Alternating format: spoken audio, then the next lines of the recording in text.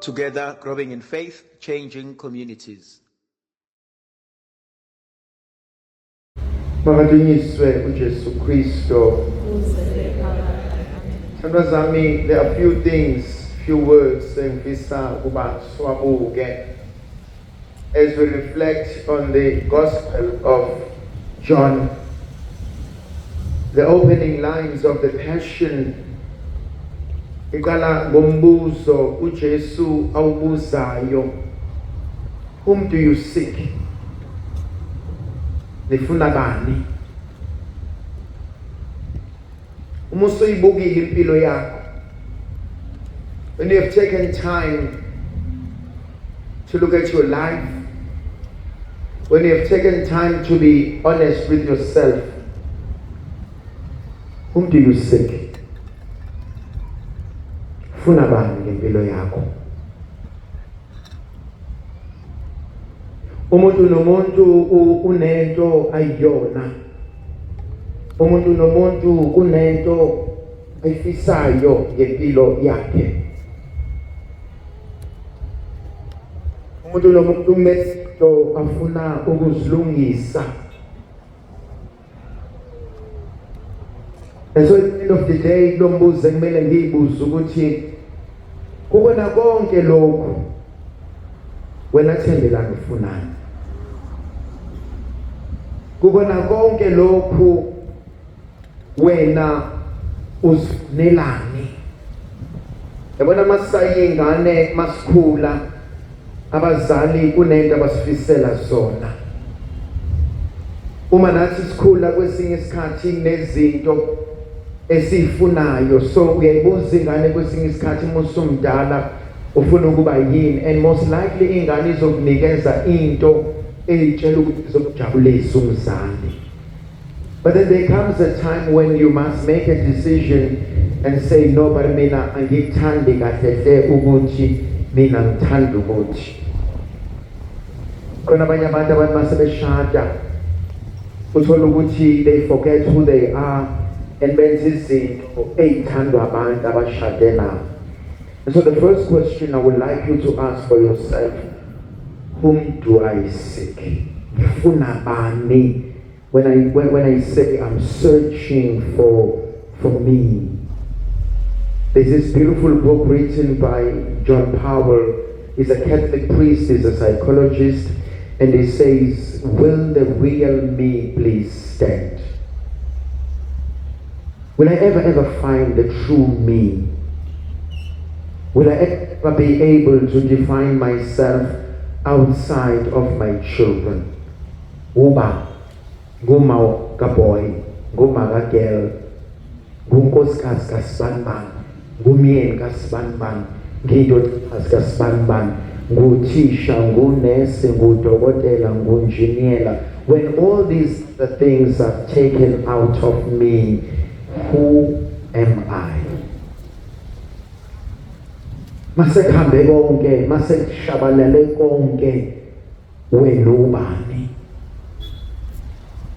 Lo mbuzo ubalulekile ithandwa zami, because if you go to the Gospel of Mark chapter 6 and chapter 7, uJesu uthi mekuphukela eCaesarea Philippi and ask the people, who do people say that I am? Maybe I will ask this question, having lived so much of my life, have I not forgotten who I meant to be? Ubani? Yini le uNkulunkulu akubizela kuyona, yini le uNkulunkulu akufunela yona, yini le uNkulunkulu ayifuna ngawe. Izolo ngithe uNkulunkulu akakwazi ukukusebenzisa engakakusebenzi. But also it is also important never to lose who you are at the expense of pleasing abantu abanganendaba nawe. Who are you? Enye into engifisa ukukhuluma ngayo are these beautiful words that are said in this gospel. I look at the person of Pilate. Deep down in his heart, Pilate knows that Jesus is innocent. Deep down, he knows this man akenzanga lutho. And then he goes and he challenges the chief priests and the Jews, and he says, this man has done absolutely nothing. Why do you bring him here?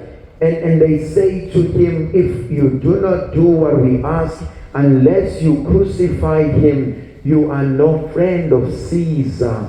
And then he gets confused because he's terrified. He lives in fear. That's the second thing. Never ever live your life based on fear. It's a very early urge.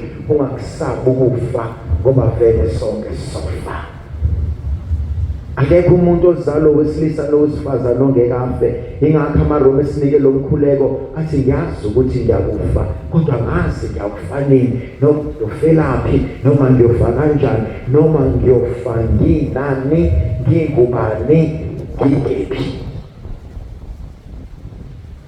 But the underlying word for me, ungayiphili impilo yokwesaba. Because the moment uphila impilo yokwesaba, it means you are no longer truthful to yourself. The moment you kill impilo yokwesaba, it means you can never reach what God is calling out of you. He's convinced he knows the truth, but he's so afraid of disappointing someone else. He's so afraid of not being in line with those who question him. He's so afraid of saying no. Never do that. I always say kumuntu ngcono ushayelwe iqiniso kunokuthandelwa amanga. Write that down. Ngcono ushayelwa iqiniso kunokuthandelwa amanga. Let people know who you are. Let them know what you stand for. Because unless you can stand for something, you will fall at everything. Unless you are able to stand and be grounded in the truth. Now, what also fascinates me, he goes to Jesus and he says to him, are you the king? And to Jesus, for this I was born, for this I came into the world. And they say, but you also have no power over me because I can command and things will happen. That's the third point I want to leave you with. Never compromise your freedom. Never live in fear. Never compromise your freedom. Your freedom is everything.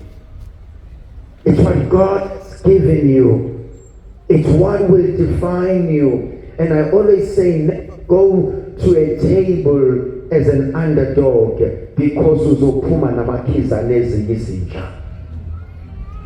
Whenever you go at the table, never go as an underdog because uzophuma namakhiza lezi izinja. And zonke ezinye izinja will always be a top dog on you. And izona eziyokhamela zigibele njalo because you go in not knowing who you are, you go in not knowing what you want and desire.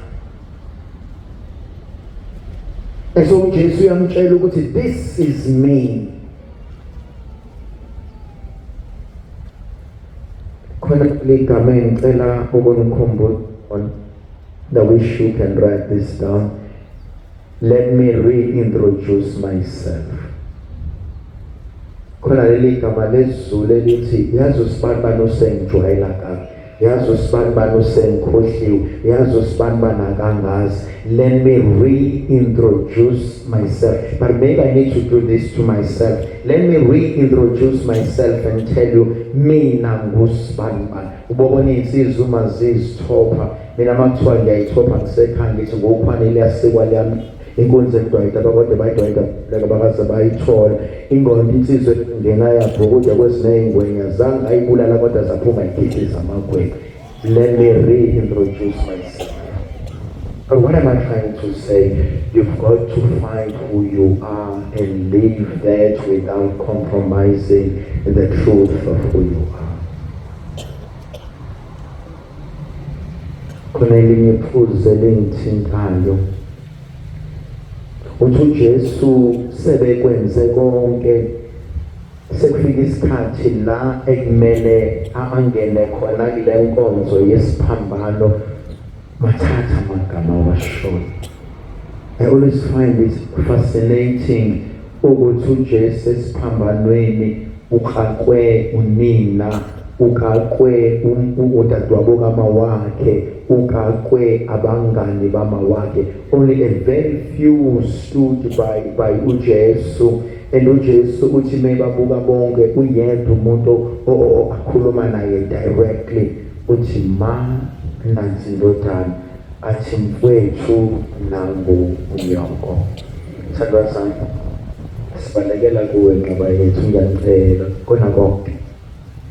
Last night I said something. I said, love God, love the church. Love God and love the church. Namhlanje ngifuna ukuthi akaze kuswakale ngaphakathi ukuthi ukhona wakwadelwa nguye. Akaze. Ngiyafisa ukuthi bengahamba neMaria nicele ukuthi Ndlovukazi yezulu ngicela ungone. Ndlovukazi yezulu ngicela ungonothe. Ndlovukazi yezulu ngicela ungenzele lokhu mina engakwazi ukuzenzela kona. There's something so fascinating about Maria. If you go to the Gospel of John chapter 2, lithi izwi likaNkulunkulu verse 5, yenza yena ngicela kona. Whatever he asks of you, and ngifuna ukuthi kunina ithandwa zami, I always say this, mangishumayele emiselo fata abagcotshwayo, lithi ngicela ukunigipele ekhwameni ikhubalo likaMaria.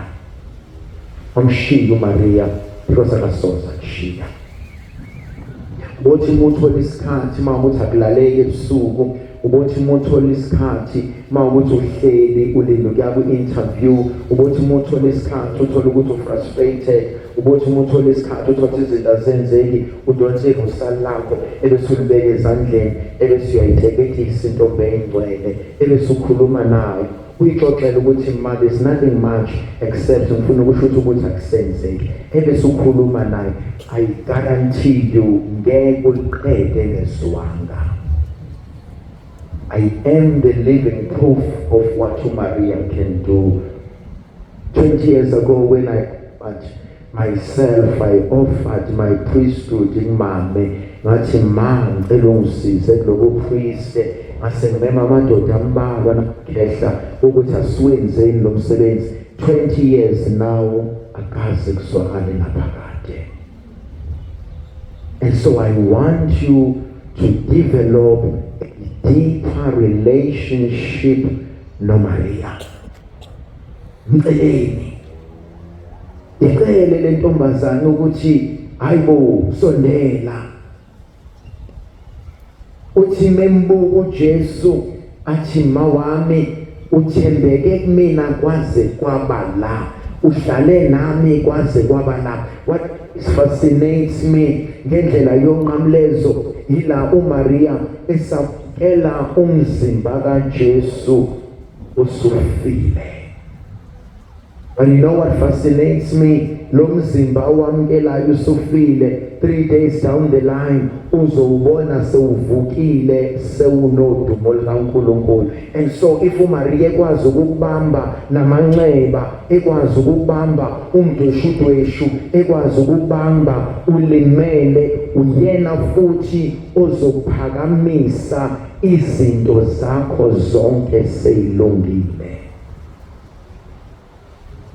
And there's another word I show you, which is I thirst. Go to Psalm 42, Psalm 43, as the deer that yearns for the running streams, so my soul thirsts for you. Njengendluzela elamanzi, athi kanjalo nomphefumulo wami athi ulobizelela wena uNkulunkulu. God yearns for you. God desires to be with you. uNkulunkulu uyakulangazelela ukuba nawe. You know, we always fascinate this and we say, I desire ukuba noNkulunkulu, ngiyamthanda uNkulunkulu. Maybe one of the other things we need to do is to allow God to desire us. Akumdedela uNkulunkulu alangazelele wena. Akumdedela uNkulunkulu ahalele wena. Akumdedela uNkulunkulu azokushela. Akumdedela uNkulunkulu azofuna wena. Akumdedela uNkulunkulu azokubuza ukuthi are you okay? How are we going to do that? Umkhuleko wethu beungadinga ukuya uNkulunkulu nelist, kodwa umkhuleko wethu bekuukuya uNkulunkulu buzothi inkosi sengifikile. Do with me what you know is best for me. One of the most beautiful things, and I've spoken about this so many times, if umuntu elimele esesibhedlela bezomfaka ukhonkolo, or umuntu uma ukuthi ulalisiwe esibhedlela, pretty much abafungazi nodokotela bamcela into eyodwa, akuphumule ulale embhedeni ungenzi lutho. Ngesi they will say, you are a patient, just rest. Just be patient with yourself as you are a patient, so that every other things may take place. And I'm fascinated with our healing takes place when we surrender to the will of God. uNkulunkulu besenza konke. Ngiyathanda leli meeting ngomile. But then the thing engifuna ukuyibuza, bengubani mina Nkosi ukuthi ungangomela? Bengubani mina Nkosi ukuthi I can quench your thirst? Bengubani mina Nkosi ukuba ungangilangazelela? Bengubani mina Nkosi ukuba ungangifuna kubo bonke labantu? Sometimes we question ourselves. Sometimes we feel we are inadequate. Sometimes we feel we are not worth it. Sometimes we feel that we have failed. Sometimes we feel ukuthi singcolile. Sometimes we feel or we have been made to be feel ukuthi wena akekho umuntu oyokande, akekho umuntu oyokakwamukele, akekho umuntu oyokafuna into ngawe. I want to say this and write this down. I am the beloved of the Father. I am the beloved of the Father. Uyangithanda knowing everything. Uyangithanda despite everything. Uyangithanda noma sekunjani. I am the beloved of the Father. Ayikho into ebengidinga ukuyenza ukuthandwa uNkulunkulu. Ayikho into ebengidinga ukuyishintsha ukuthandwa uNkulunkulu. Ayikho into ebengidinga ukuyeda ukuthandwa uNkulunkulu. I am the beloved of the Father. And maybe sometimes uNkulunkulu methi, I thirst for you. He just wants you for who you are. Not what you can do, not what you cannot do, but just for who you are. The last word, I show you Jesu utikufeziwe. If you go to the original word in Greek, it is consummated. But if you go to Greek, it says the price has been paid. Isikweletu sesikhokhiwe, icala selisuliwe, asekho isidingo sokuthi ukhathazeke. I like that. The price has been paid. Isikweletu sesikhokhiwe, icala selisuliwe. And I want to say this, ngiyafisa ukusho lokhu kulowo nayilowo wethu ukuthi hamba ukhululeke wazi ukuthi uNkulunkulu usekulungise konke. There's no need to be afraid. There's no need to live being anxious. There's no need to live without knowing anything because uNkulunkulu konke usekulungisile. Uthi ngelinye ilanga uJesu maybe kuPetrus athi mfana wami I've prayed for you. Thandazami, I don't believe ukuthi uNkulunkulu uhambe ebhula umlilo. I don't believe ukuthi uNkulunkulu panics. I don't believe ukuthi uNkulunkulu runs around like a headless chicken. I think uNkulunkulu sits down and he looks at the thing and he says, but why are you sad? Or why are you worried? Why are you like this? Because nalokhu sengikulungisile. Yabona uNkulunkulu ufana nemillionaire wena ukhalekela ukuthi you've lost 50 rand. Athi uNkulunkulu, but I've got so many 50 rands I can give you and even more. Yindaba uzukhale engamina bengizokunika even more. Nothing is lost in God. Nothing is lost in God. Uthi nalokhu sengikulungisile. Nekala nesikweletu. Ubani othe uNkulunkulu ngeke akulungisele umuzi wakho? Ubani othe uNkulunkulu ngeke akulungisele abantwana bakho? Ubani othe uNkulunkulu ngeke asibusise isibeletho sakho? Ubani othe uNkulunkulu sehlulekile? Hlezi ngithi mina ungamenzi uNkulunkulu wethu isehluleki. Bathi abantwana bakaIsrayeli masebezowela ulwandle olubovu mabebheka ngemumva babona izintuli nabaseGibhithe ebese beyesaba ebese beyaphenika bathi kuMose, why you skiphela ukuba sofele ehlane? uMose upon a consultation noNkulunkulu athi uNkulunkulu kuMose athi phakamisa induku athi ulwandle lizohlukana phakathi. Athi kodwa before ukwenze lokho tshela abantwana bami ukuthi lokho abakubonayo ngemumva abasoyophinde bakubone. Ngifuna ukusho njalo kumina ithandwa zami ukuthi trust ukuthi uNkulunkulu uyakwazi ukuvula indlela phakathi kolwandle. Trust that. Trust ukuthi uNkulunkulu uyakwazi ukuphumisa amanzi edwaleni. Trust ukuthi uNkulunkulu uzokulungisela nasemsebenzini. Trust that. The last word engifuna ukuyisho yangimangaza uJesu wenze imangaliso nasekufeni kwakhe. Bonke banqanyulwa imilenze kodwa yena kanqanyulwa umlenze, yena bamgwazi inxeba. Bathi ababhala kahle ngesikhathi uJesu egwazwe inxeba kwaphuma igazi namanzi. Kuthiwa lona owamgwazi inxeba wayekade nehle lingaboni, kodwa lathi igazi namanzi malithinta ihlo lakhe lavuleka. Bengemceleni namhlanje ukuthi angapheli usuku lanamhlanje ungangithintanga la ngilibele khona. Angapheli leli Phasika ungayilungisanga lento ekhathaza umphefumulo wami. Bengemceleni namhlanje ukuthi abathi mayilenge esiphambanweni bangamdilizi engawudilizanga umthangala ohlukumeza impilo yakhe.